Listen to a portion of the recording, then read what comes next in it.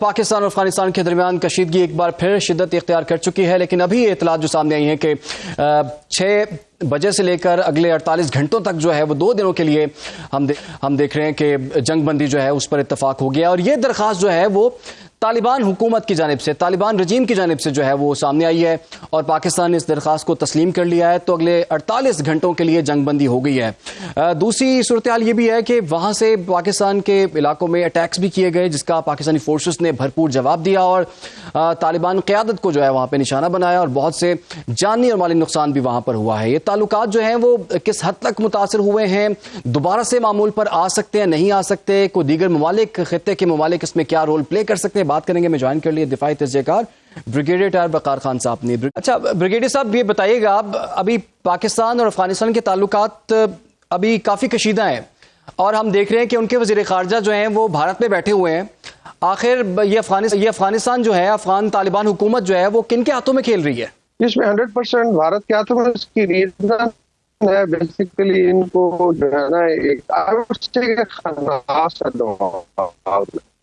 कोई I think गलतफहमी है, एक मिसपरसेप्शन है कि हम कोई बड़ी तो चीज है और 5-10 साल की हिस्ट्री है सुपर फास्ट, नॉट रियलाइजिंग कि यहाँ पे जब सुपर फास्ट आई थी तो फिर घंटों में फारग भी हो गए, 10-20 साल तक ऑक्यूपाई करके बैठते थे और पाकिस्तान की मदद के बगैर ये निकले नहीं। अभी भारत को एक स्पेस मिली है, साफ ज़ाहिर है।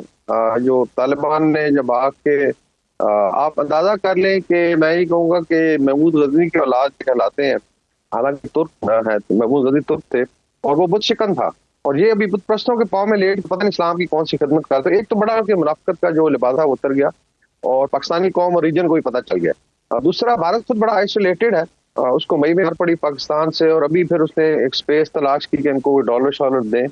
बेसिकली हार्ड गन बन चुकी है के साथ साथ तो काफी लक्ष्य इसी डगर पे कायम रहे उधर से, तो फिर शायद दे विल लूज देयर रजीम। तो मेरी असेसमेंट है कि 6 महीने की फिर मेहमान होगी, बिकॉज अफगानिस्तान के अंदर से ऑलरेडी आवाजें उठ रही हैं।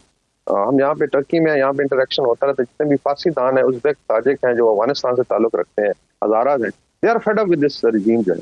और क्या 21वीं सदी के दहाई में इस तरह की रजीम चल सकती है जहाँ 2 करोड़ को तो देख चाइना रशिया ने भी रिक्वेस्ट की है, उसके बाद मिडल ईस्ट से आवाजें आ रही है, बिकॉज खत्ते में जब अमन खराब होगा तो फिर पूरा रीजन इफेक्ट होता है। अच्छा ब्रिगेडियर साहब, ये जो अभी 48 घंटों का जो एक ब्रेक आया है, आपको लगता है एक्सटेंड होगा और ये 48 घंटों में कोई राब्ता हो सकता है, कोई मुज़ाकरात की राह हमवार हो सकती है, बातचीत से मामला अफ़हाम तफ़हीम से हल हो सकता है? इसमें आई थिंक कुछ ब्रदर ममालिक के दोस्त ममालिक की भी एफर्ट हो सकती है और जो फॉरेन ऑफिस का स्टेटमेंट है वो तो यही जाहिर करता है कि ये जो टाइम में अंदर मुज़ाकरात के चीजों का हल निकाला जाए। पाकिस्तान के देखिए कोई जो है ना कोई ज्योग्राफिकल कंसेशन या कोई क्लेम नहीं है हमारा, मेरे ख्याल में तो कोई बात नहीं है। 50 लाख अफगान जो है, कई यूरोपियन ममालिक से ज्यादा आबादी है, तो इसलिए एक पूरा मुल्क टेक्निकली आप पाल रहे थे, लोगों की तीसरी जनरेशन भी यहाँ पे परवान चढ़ी है। उसके बाद इनके लिए बड़ी एफर्ट की गई तालिबान गवर्नमेंट के लिए और अच्छी रिलेशनशिप रही है, लेकिन फिर वही बात है, खन्नास जब दिमाग में आ गया तो फिर आई थिंक टाइम एरोगेंस आ जाती है। अल्लाह ताला फिर तकब्बुर को पसंद नहीं करता, तो I think should be optimistically cautious कि ठीक है देखते हैं, और अगर आपका ठिकाने आ चुकी है और भारत के इशारा पे नहीं नाचना और स्टेट बिहेव करना, तो शायद हाल इसका निकल आए और मैं भी इसमें थोड़ा टाइम लगेगा नेगोशिएशन में। लेट्स सी के पीस को जो चांस दिया गया इसके अंदर से क्या कुछ निकलता है। अच्छा ब्रिगेडियर साहब, अभी रिसेंटली नए वज़ीर आला केपी भी आ चुके हैं और वो बिल्कुल खुले अल्फाज में कह रहे हैं कि यहाँ पर ऑपरेशन नहीं हो सकता बल्कि मुज़ाकरात के हामी हैं पाकिस्तान तहरीक इंसाफ जो केपी है।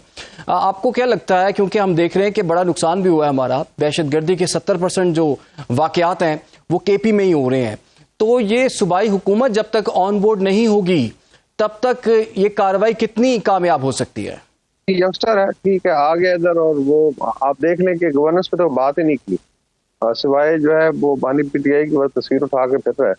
तो इस तरीके से देखें आप सूबा नहीं चला सकते। दूसरा जो है ये जो डिसीजन है टू फाइट टेररिज्म, ये पूरे पाकिस्तान का है। इसमें नेशनल एक्शन प्लान में इवन बाद में पीटीआई भी शामिल रही है, और सबसे ज्यादा अफेक्टेड भी ये हैं, इन्हीं के शहरी जो है केपी के शहीद हुए। पुलिस हमारी अपनी मिलिट्री है जिसने शहादतें दी हैं।